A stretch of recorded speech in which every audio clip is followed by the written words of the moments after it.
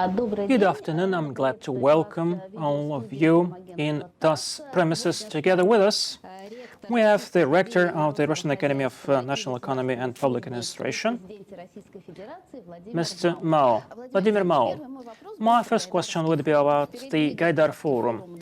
We are anticipating the Gaidar Forum 2021. How will it be different from the previous forum, new trends and new topics which we have planned for this time? The Gaidar Forum is held since 2010. And this is an expert forum. This is not an investment one. This is not a regional forum. And this is not a scientific conference. This is a platform. This is a site where the researchers who are dealing with the applied issues are interacting with the representatives of the regional authorities and federal authorities. So this is an applied expert platform, and hence we have such a peculiarity, such an important feature. In 2020, it was the first, and as it turned out, the last offline forum of 2020. I'm not sure about the future, but immediately after the Gaidar Forum 2020, the lockdowns took place, followed by the pandemic, and we asked a question what we are going to do in 2021. We started the experience of the existing platforms, the mixed ones, the online platforms, and we started the technological opportunities as to how we may arrange that work. We came up with a kind of a format. This year, the forum would be new in terms of the content, in terms of the format, and in terms of how it is going to be arranged. In terms of topics and the content, it will be dedicated to Russia and the world in the post-COVID world. We are not sure when the pandemic is over, and the post-COVID world, this is one of the most relevant and most important topics. Certainly, there are pieces of futurology and pieces of science in such a term, and most of the sessions are going to discuss the futures of this or that institute, this or that industry after the pandemic is over.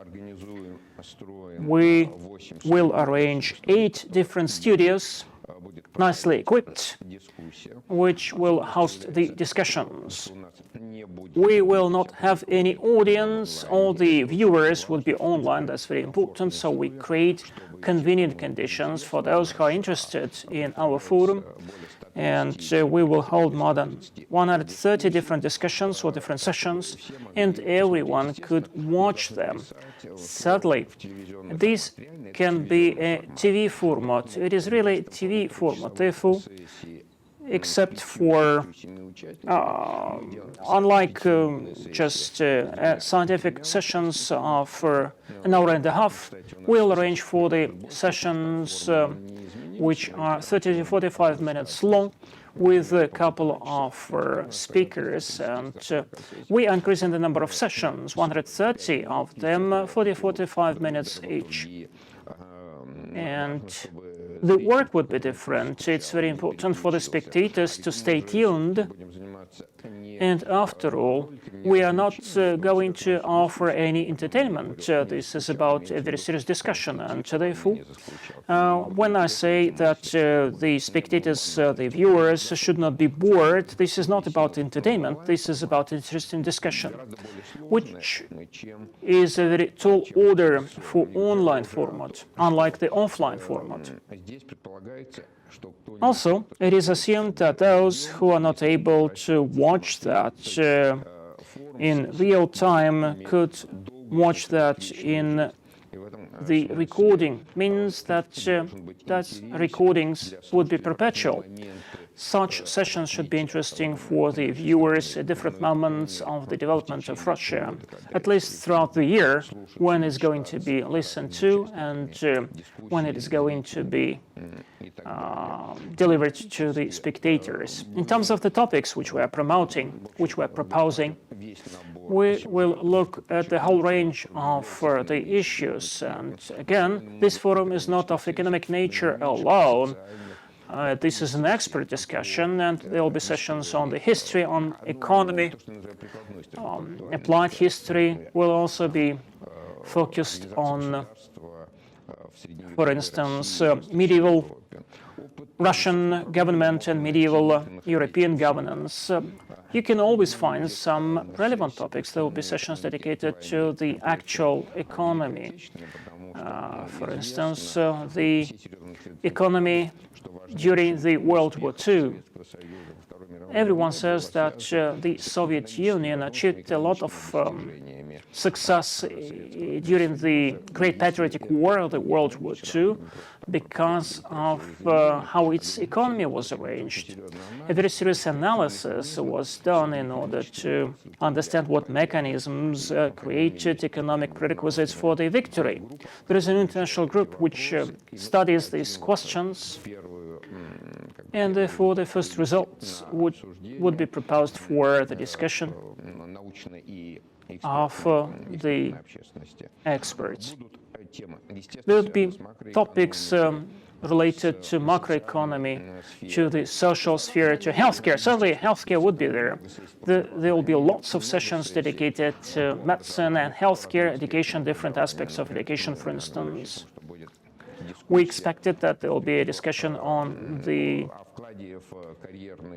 input into the career growth made by the universities and academia and schools, and probably many experts will say that kindergartens play a big role and the family plays a big role in the first 3 years of a child's life. Sometimes we are criticized for the fact that academia are bad, but there are different academia, different universities. And whether the universities are bad or good not always is driven by whether these academia are public or private ones. We have dozens of very good, very old public institutes, and the rectors of these universities will make presentations supervised by the Ministry of Education. There will be social and cultural discussions. The pandemic actually created lots of situations which can be regarded as real challenges, and you have to react to that, offer some immediate answers, and to offer more distant answers to these challenges. There will be 3 discussions called the shortages of our times. Couple of speakers in every session, and we'll speak about the commodity deficit or commodity shortages, the shortage of knowledge, of deficit or shortage of sense, and of people. So we'll invite people from business who will discuss these 3 shortages of knowledge, of sense, and of other things. Well, previously, the participants' shortage of trust or confidence. Previously, the participants had an opportunity to ask questions. Once this forum would be online, how the questions could be asked? Certainly, we will offer such an opportunity, but it can be arranged not so easily, but such an opportunity would be offered. But frankly speaking, during the old school and offline sessions, the opportunity to ask a question was purely theoretical one, because usually the sessions would be protruded and offered no time for Q&A sessions. And we were criticized for that, and we were criticized quite rightly. On the other hand, it's very interesting to listen to the discussion among the speakers. This is another aspect which can be quite focal. And what we may note, there are lots of foreigners among the speakers, especially now, once they don't have to come physically. This was my next question about the international presence. Well, actually, we limited the international presence, the number of international speakers. And we did that on purpose because the experience of the last year shows that once a foreigner speaks English, even with the translation, simultaneous translation, the attention to such presentations would weaken immediately. There will be several foreign speakers. For instance, Executive Director of the International Monetary Fund, Kristalina Georgieva, will speak up, and she will speak about the future of the potential global economic growth. And Kristalina Georgieva is fluent in Russian, so she's not sure what language she's going to speak. And he granted an interview to me in Russian. Yes, I know, and she got an order of friendship from President Putin, and she is a person of international agenda, but she is very cooperative. She is a very friendly person. And there will be several outstanding historians and economists, and a historian from Harvard who offered a coinage of soft power will be there. Neil Ferguson and Adam Tooze from applied history field will be there. They are famous for their books. Almost all of them are translated in Russian. Steve Kotkin promised to be there. For a couple of years, there were lots of wishes extended by the participants in our forum and speakers of other forums that actually the format has to be changed. It exhausted its potential over the last decade. And when everyone complains that we have to come up with something new, all of a sudden the live tells us, here it is what you asked for. The main question there is how we retain the traditional format elements and match that with the new reality in which the speakers and the viewers have to act. I think that it would be a very important experience, regardless of how it is going to fold out in the future. The pandemic would be over eventually. I do think that the online format would be with us for quite a while, and it will raise the dynamics of the discussion. A year ago, the online speeches deteriorated the status of the event. For instance, a person failed to show up, and he just sent his address, and it means that he did not value the ability to speak up. But now this is a norm. And actually, you may extend the geographical scope of the discussion. I cannot say that it decreases the cost, because we never paid any fees to the speakers, and this is our position. But we helped with accommodation, helped with tickets, and usually we would accommodate the speakers in our campus, and now instead of these costs, we run the TV costs, the online costs. When you have to provide for the necessary quality, that there are no glitches, technical glitches, that the sound is good, that everyone has access to the recordings, etc., and the costs are quite high. You mentioned 3 types of shortages or deficits, but I'd like to speak about the 4th shortage or deficit, the budget deficit. In your opinion, the decisions taken by the federal government, well, actually, were they justified?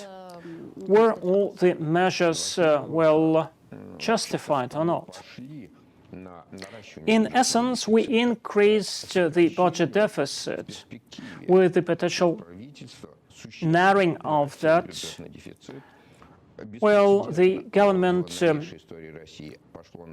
decided to increase the public debt unprecedentedly and to increase the public budget deficit. But we're not doing that without any second thought. There is a saying that you may fall into the financial abyss forever because the abyss doesn't have any bottom. But the government opted for the increase in the budget deficit, and the 3-year-long budget implies its narrowing, and it was done on purpose. In our opinion, it was a very well-reasoned approach. Well, actually, we will have an unprecedentedly low public debt, and any economy may take pride in that, because our external public debt amounted to 15%, and the external debt denominated in hard currency was negligible, and the inflation rate was quite low, the budget was balanced, unemployment rate was also quite low. Quite conservative and cautious work of the President of the government resulted in the fact that we have very reliable starting points. And certainly this is something which we do not want to lose. Certainly we may say, let us invest 10% of the GDP, let us inject 20% of GDP. And this is what some experts say. Well, but following the results of that year, we see that we are spending about 3.5% of the GDP to support to the people, and this is much below what other countries do. And this is due to the structural features of our economy. Paradoxically, what we criticize our economic structure for, it played a positive role. The low share of the SMEs is behind the fact that we are not falling too much, because the share of SMEs is not too high. I'm not saying, I do not intend to say that this is good, but we didn't have any hike in the unemployment rate. And the structure of the economy is also driven by the policy conducted by the government in the past 10 years and in that crisis year. The second peculiarity I would like to draw attention to is the following. Very often this crisis is being compared to Great Depression, 1930s, in terms of the scale. Well, historical analogies and comparisons are good, but you have to be very cautious about that. For instance, once we compare that to 1930s, we should not come up with the conclusions about the starting points of the crisis or the quality of that crisis, because in 1930s, just like in 2008, the crisis was a structural one related by the shortage of liquidity.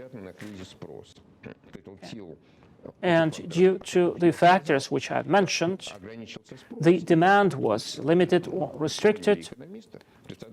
And this is what economists did not understand in 1930s. But then they realized that injecting money, you can mitigate the crisis and prevent the 10-year-long or decade-long propagation of the crisis. So in 2008, 2009, some injections were made, and the crisis was not as awful as in 1930s. But this crisis is of not economic nature. It is not an economic one. It is not a structural one.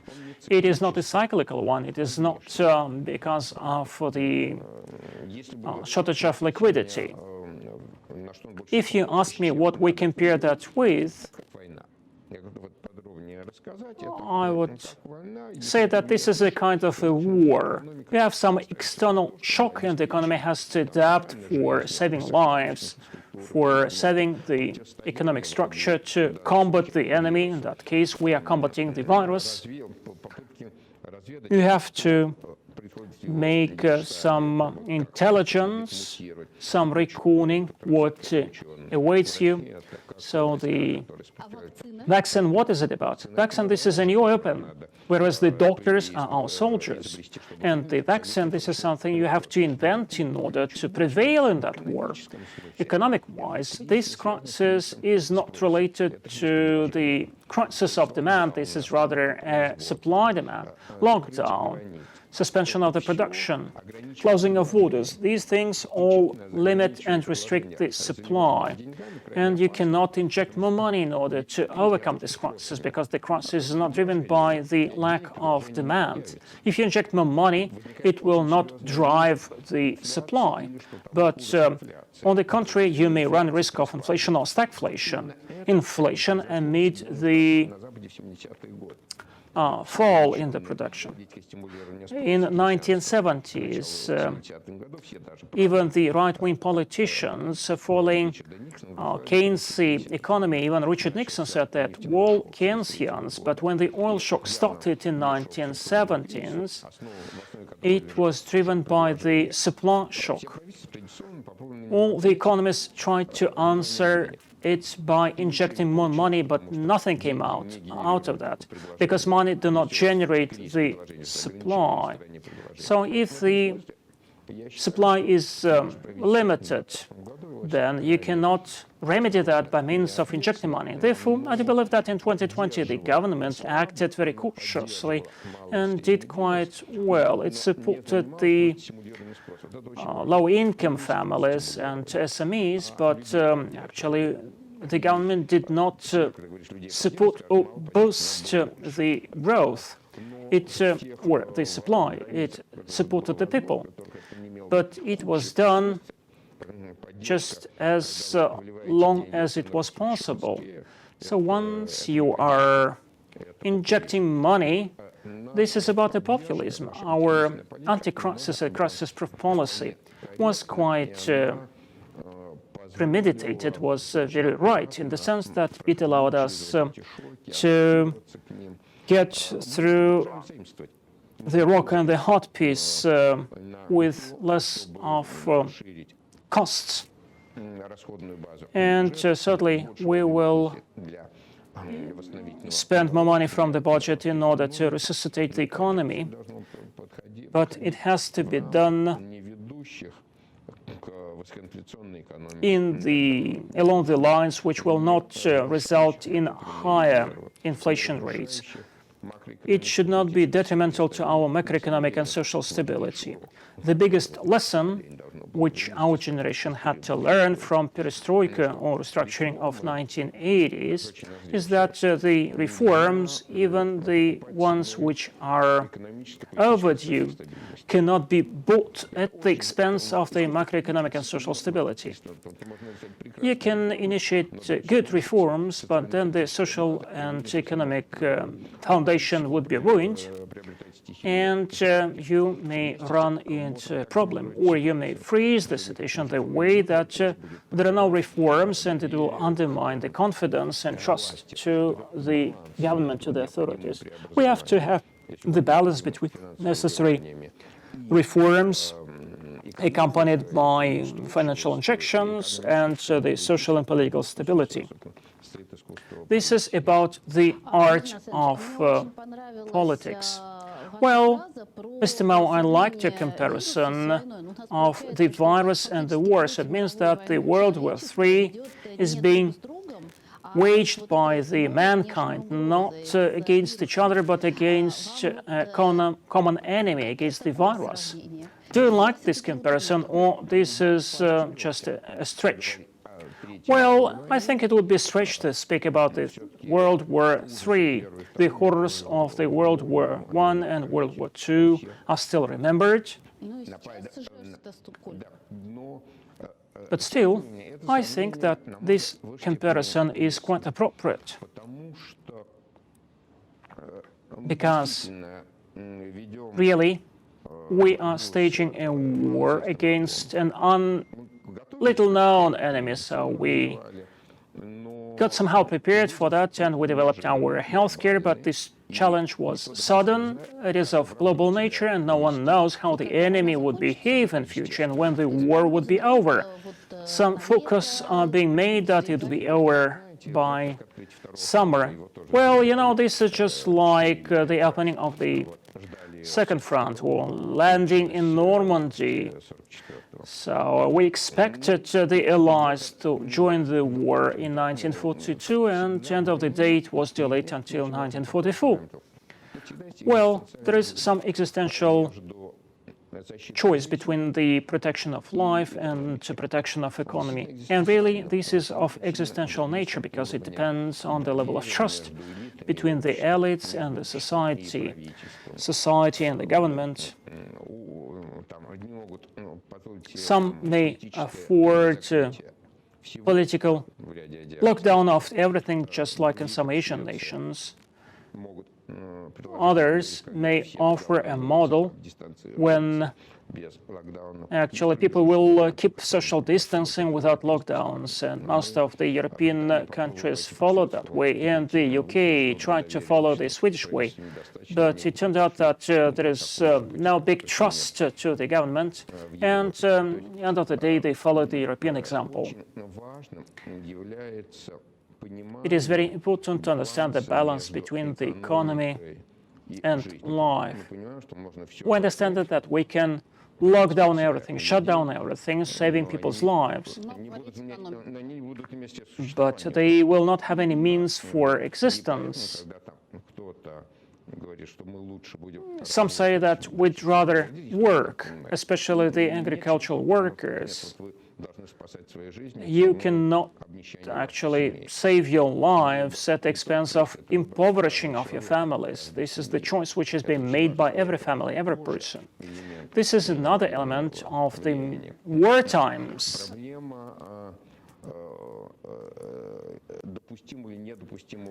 Then affordable level of victims. What can you sacrifice in order to win? This is another problem typical for war times. And structural shifts, which you may notice in the war times. World War I and World War II, which can be regarded as one single period of time, they resulted in the change in the public institutions and social institutions, for instance. The increase in the budgetary burden of the GDP. Also, the economic role of the government skyrocketed.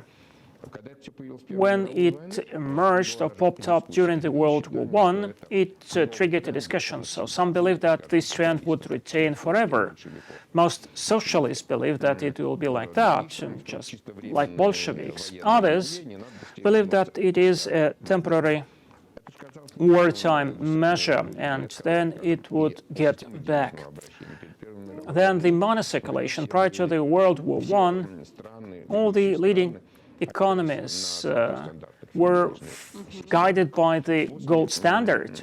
After the World War I, a number of countries also opted for the return to the gold standard. Churchill, who was the Chancellor of the Exchequer, took pride in the fact that in 1925 the UK returned to the gold standard, and others believe that this is an old-fashioned theory, that countries should never get back to the gold standard. And gold standard and return to that exacerbated the consequences of the Great Depression. The UK and the United States returned to the gold standards and tried to maintain that for quite a while, and it was one of the precursors of the Great Depression. Speaking about the traditional military and war aspects, sadly, we have to bear in mind that we all have to understand what institutions, what rules of the game which pop up today are of temporary nature and which of them are perpetual.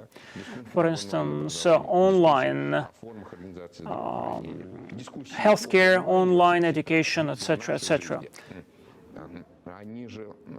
Actually, such discussions, they reflect the choice and the search for the future post-COVID world.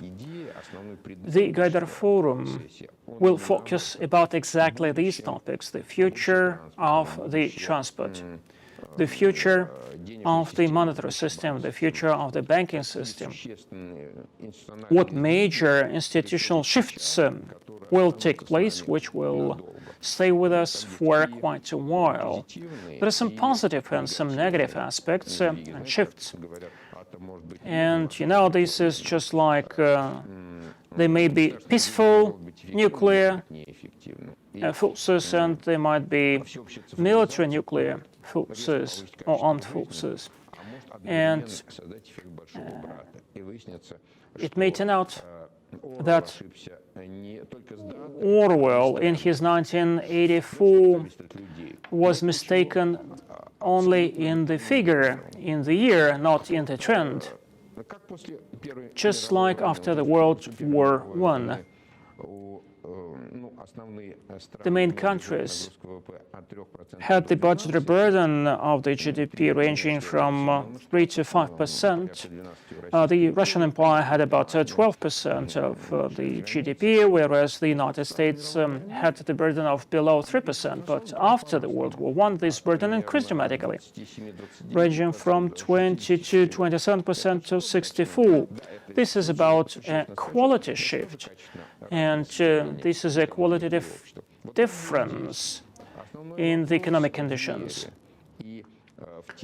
But still, a lot would depend on the people who make that choice. This is about the decisions which I'm going to ask a question about. This was not a question about reducing, narrowing the budget deficit, but how we may compensate for that budget deficit. For instance, restriction of the tax burden on the commodity companies. From time to time, experts resumed discussion that actually we have to spend money from the National Welfare Fund more extensively. What's your attitude towards that? Well, I would say that this choice is politically driven, not economically driven.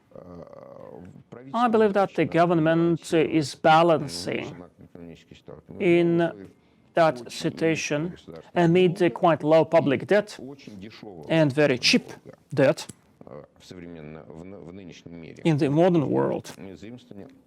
Borrowings under such conditions are quite good, quite justified. And the debt to the level of 16 to 25% of GDP actually is not bad, it's quite good. And some experts even say that you can increase that to 60% of GDP. So there is a discussion to what extent we can do that. The tax burden is driven by the purposes and objectives which you put forward. Well, taxes were increased for the commodity markets, for the commodity companies, and it is possible, although there is nothing good about that. But again, under certain conditions, you can do that, understanding what revenues can be generated there. And I would rather speak about the removal of rent, something which is related to the productivity and success rate of this or that company. A lot would depend on what you can do. For instance, the natural person's taxes.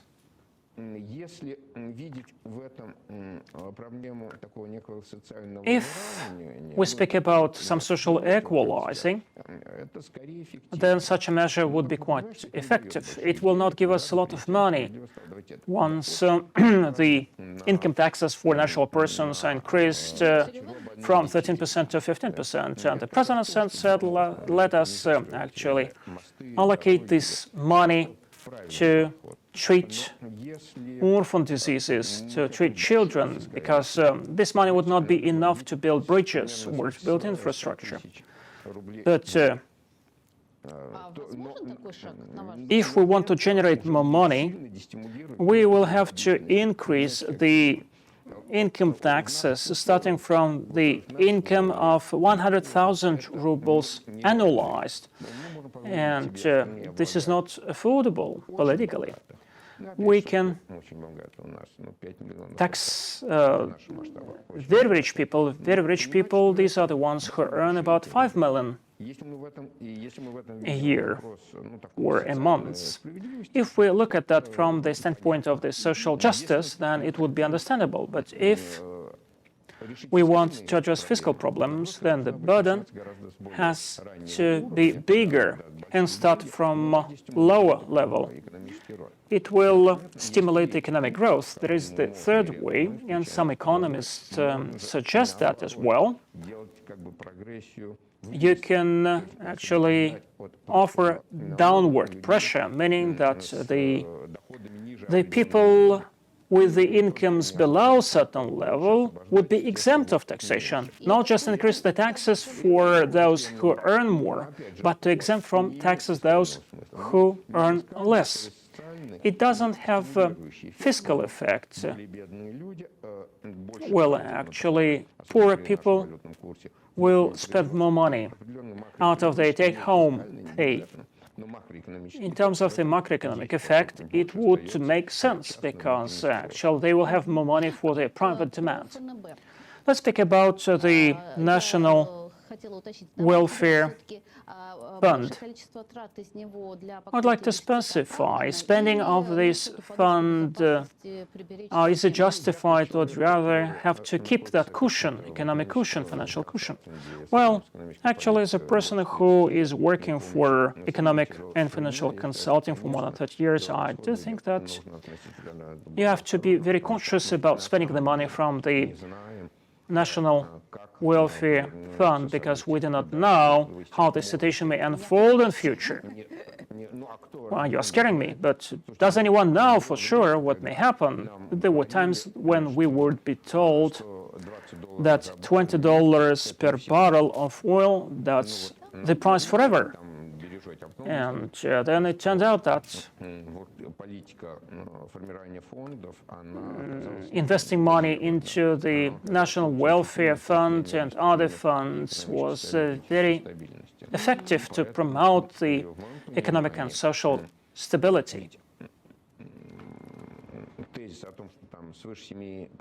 7% of GDP within that fund could be spent. This is a figure which is not proceeding from anything, so this is a purely a political figure. Why not 10%, not 5%? And Norway, for instance, keep all the rent in the fund, in the national fund, and therefore the fund is over 100% of the GDP. We also may say that the Norwegian economy is more vulnerable to the fluctuations, and in the Soviet times we didn't have any reserves at all. We have to understand that on the one hand, making a reserve, this is a delayed or deferred demand, and at the same time, this is the way we maintain stability, because we do not know the fluctuations which may pop up in future. If you could predict a crisis, we could avoid that. You will take some measures not to make the crisis come true. Actually, the measures were not taken to prevent the crisis because we were not aware of that. Well, let's shift from the social economic part to healthcare. In your opinion, how did the healthcare system cope with this challenge? And hence is it a question which I'm going to ask to everyone I'm going to interview. Are you ready to make an injection, to inject a vaccine, make a shot of vaccine, and the measures which were taken in order to keep the sustainability of that industry, were they effective or not? Well, actually, I didn't manage to make a shot. I fell ill. And we'll see actually what will happen in future, how the vaccine proves itself, and what other strains we have there. So I didn't manage to make that shot yet. But our crisis-proof and anti-COVID policy was focusing on preventing the situation when we run out of beds. Shut down and lockdown of the economy or non-lockdown of the economy was actually guided by the necessity to have enough available beds in the hospitals. And again, back to the statement that you have to learn from other people's mistakes. We learned from other countries' mistakes. The crisis in Spain or in Italy showed that you run a lot of risks when you run out of beds and when you no longer have the ventilators capacity. Apart from supporting the people's lives, still you have to take care of the production and to take care of enough beds available. And this was done at the first stage, during the first wave of the pandemic. Certainly, today lots of questions are raised about the future of the healthcare.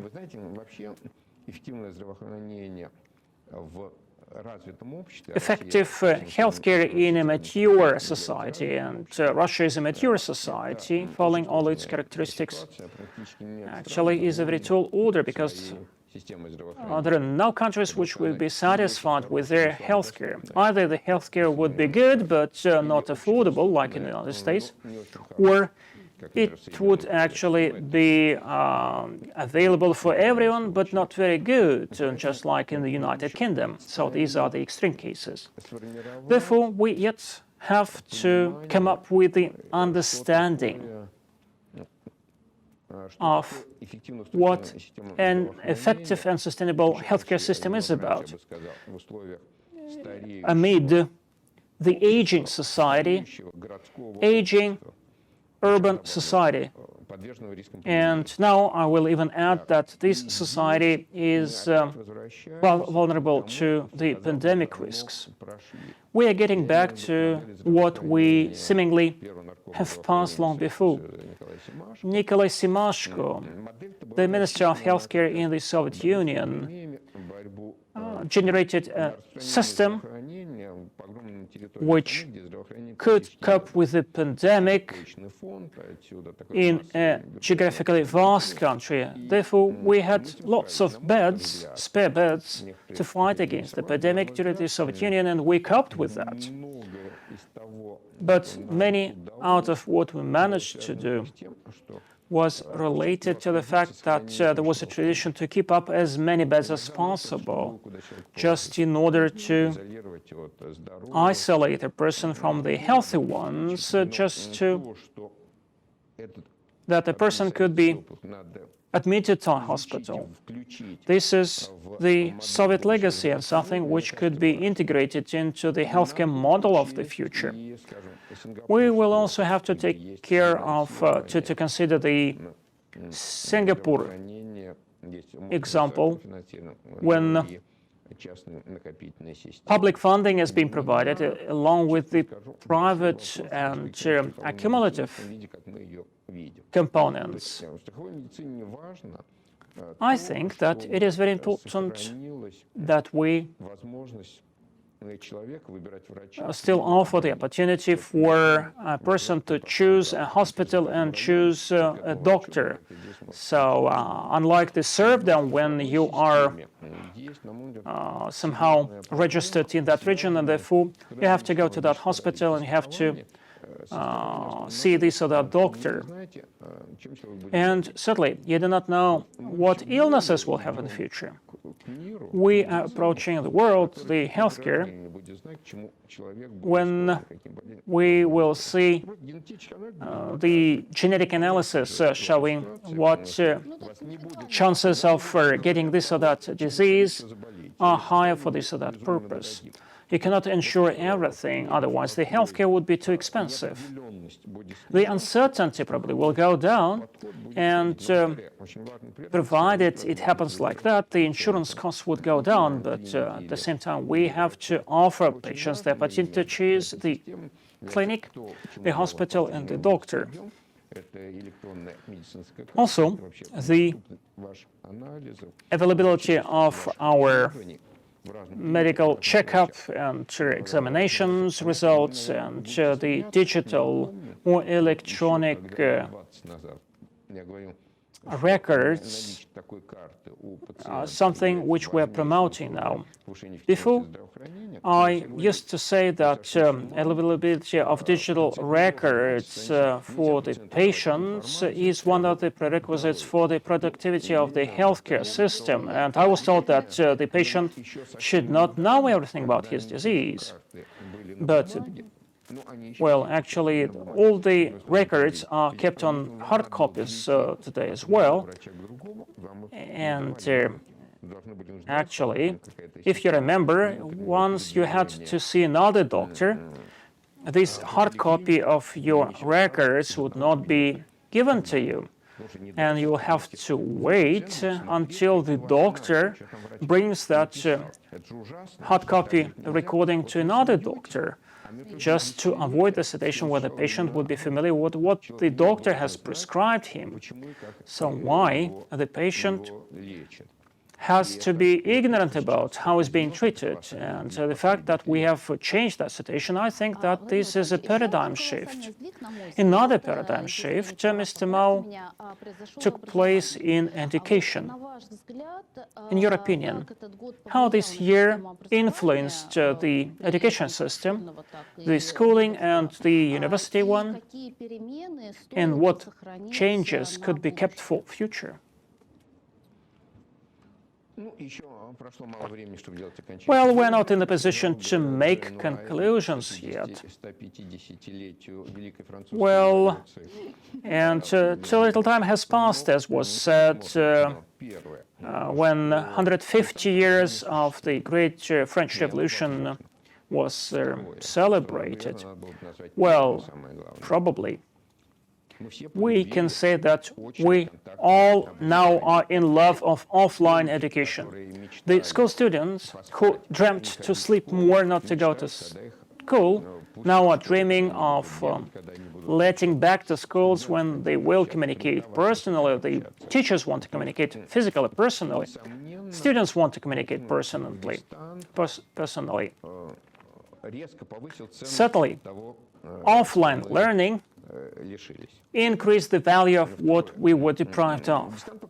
And then the online learning proved to be quite effective, that this is very much possible at the same time. It showed that different academia, different institutions were differently prepared for that. Our university, just like many other regional, Moscow and St. Pete universities, we could go online within a week's time, and we kept the schedule online, so meaning that the same teachers, the same professors enter the digital room, online room, deliver the lectures. There might be some delays, some changes, the formats had to be changed.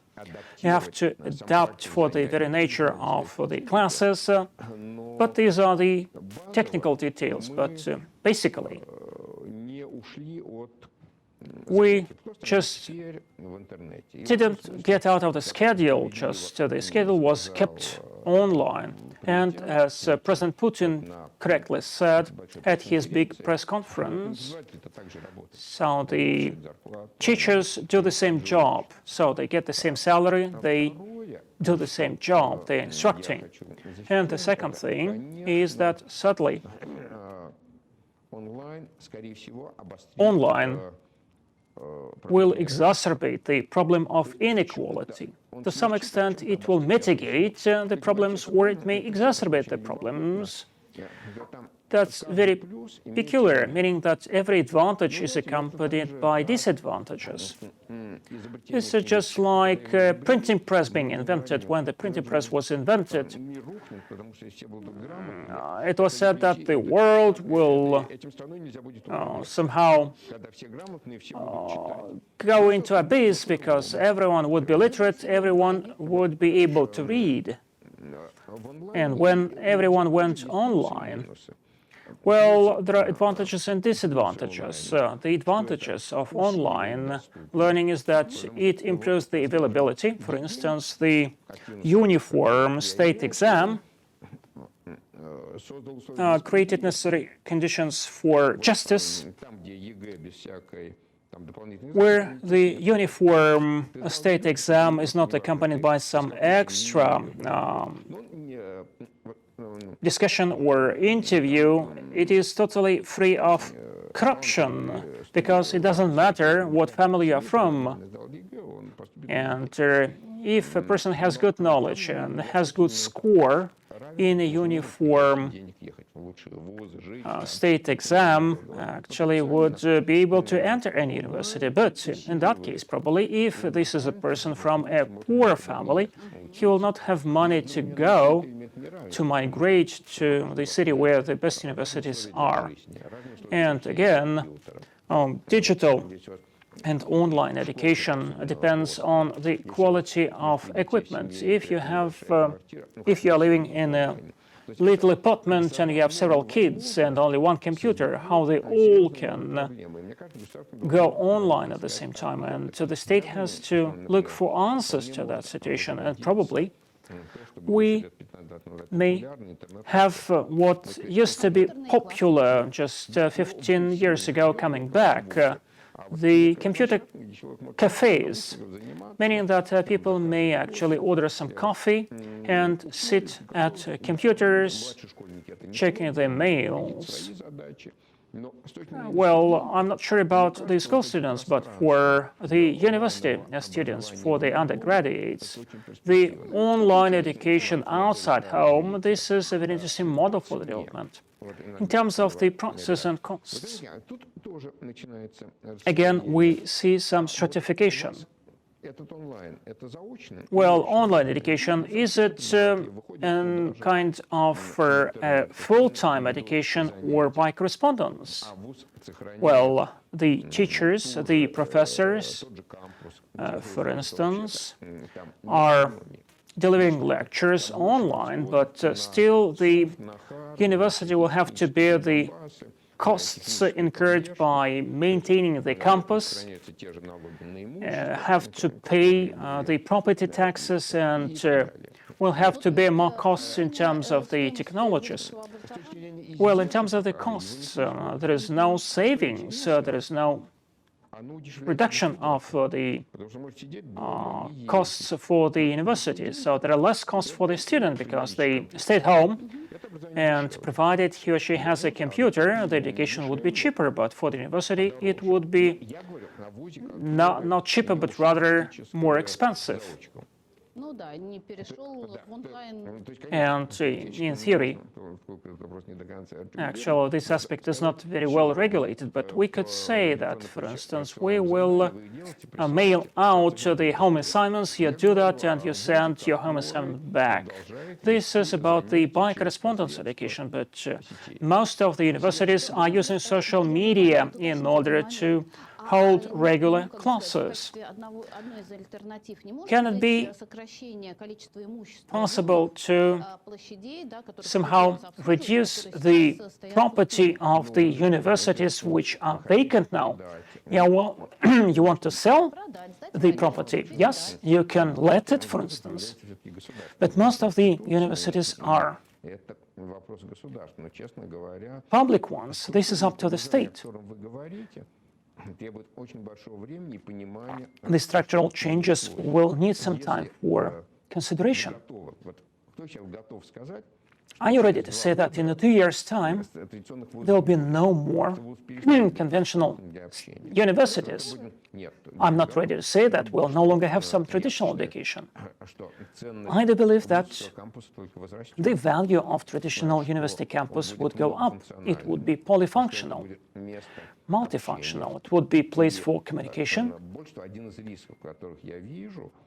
And one of the risks there, along with the opportunities, is that there would be a polarization of the universities, because the education with minimum online would become too expensive. Because over the last several years, the online education got more and more expensive. Everyone complained that the students have to take loans, educational loans, and the loans are quite expensive. And now, actually, we have created all the necessary conditions for cheap education, online education. But whether it is going to be of high quality or not, that's a question. So, well, at the moment, the full-fledged conventional campus-based education is dominating. But how is it going to be arranged, from what specialties? How are you going to train surgeons? Because training of surgeons and training of accountants is very much different. I do believe that there may be a polarization, meaning that we will split the student body into the elite structures with the permanent contact with the minimum professor-to-student ratio, and a very cheap massive education online. And there might be some intermediary stage, and this is not the best option. And I do think that the competition will go up dramatically. We see a very tough competition not only among the universities, which is a niche one, but it is within a country. But there is an international competition, and to the extent that the language barrier would be lifted, some technical companies say that they are going to propose the automatic machine interpretation, not translation, but interpretation. So, for instance, you may read books automatically translated, and may listen to the lectures automatically interpreted by a machine, and it will certainly bring the competition among the universities of the world to a high level. And now the educational programs are being offered not only by the universities and academia, some corporations also, some educational programs. I mean, not just the public and private stakeholders and that division, but in a sense we have a lot of stakeholders in this educational market. And the system would be very diversified. There has to be a platform which would bring these things all together. Yes, and certainly we'll have to offer different intellectual services to different ages. Lifelong education. This is a very important objective, and our academy in that sense is unique. We have a lot of adults. Two-thirds of our student body are adults, and I mean not the BA and MA students. Before, there were different academies, just like national economy academies, etc. And this is the origin of our institute. Our presidential academy development has go in favor of people of different age. You may study at RANEPA starting from the school age and ending to the end of their career, professional career. I have another question to bridge today's agenda to 2021. What about admitting students in 2021 in summer? Will it be done entry exams? Will it be done online or offline? Well, this year already we accepted the documents in all the potential formats. Though some documents were accepted using the portal of the Ministry of Education, were online or offline, we're ready for any format.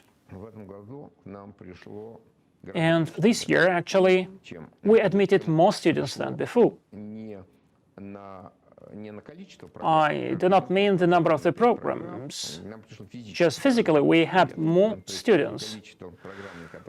The number of programs the students, the applicants applied for did not increase, but the number of students who applied for the programs almost doubled. That's a very interesting phenomenon.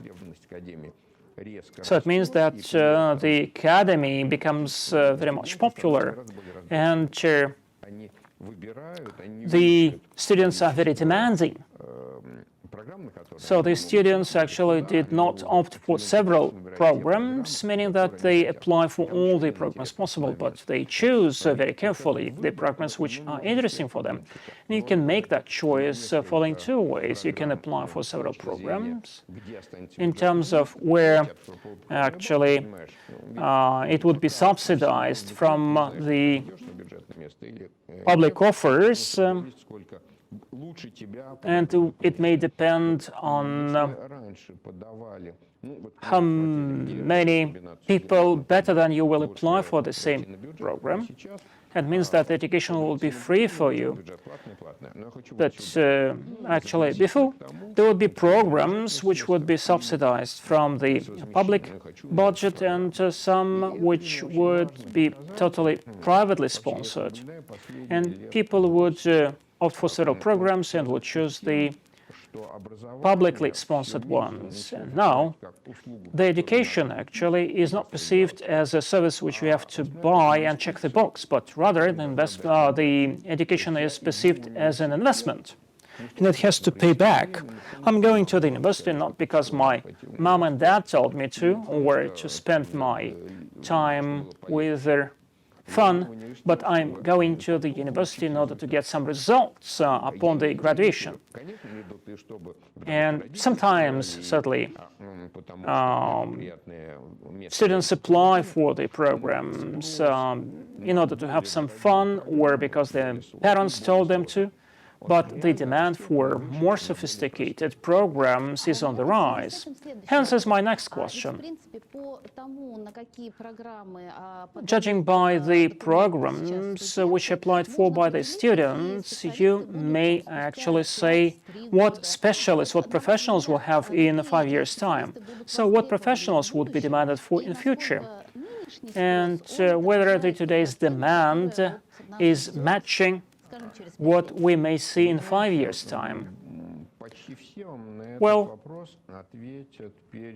I think that almost all the rectors will come up with a list of promising and non-promising professions or specialties.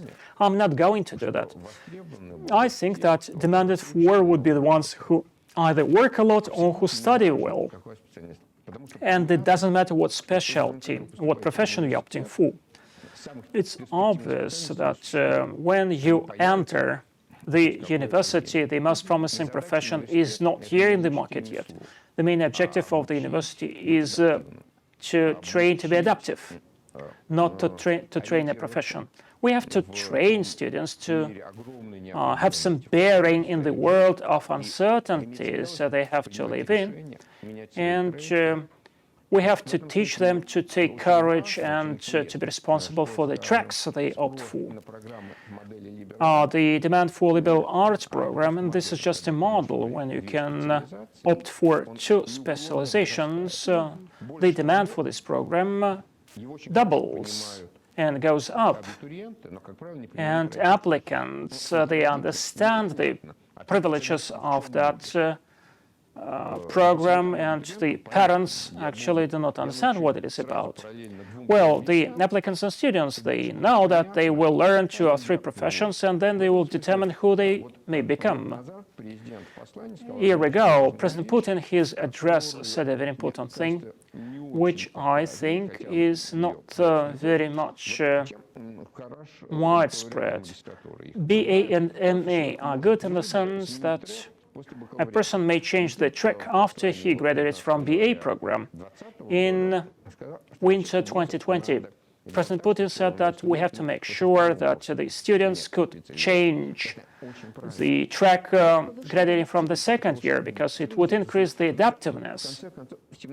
Well, at the end of the day, you are just 17 years old, and actually you don't know what you are going to do. Are you afraid of blood or not? Do you want to do music or not? Okay, you enter university, and then nuances pop up.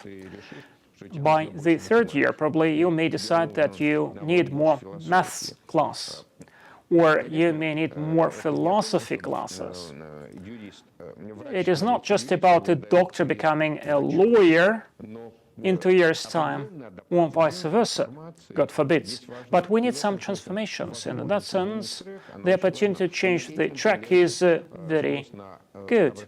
And hence we have lifelong education and demand for education for adults.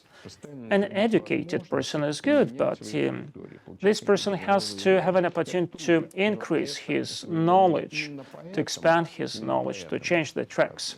Therefore, I'm totally confident that the winners would be the industrious people and smart people, those who work a lot and who study well.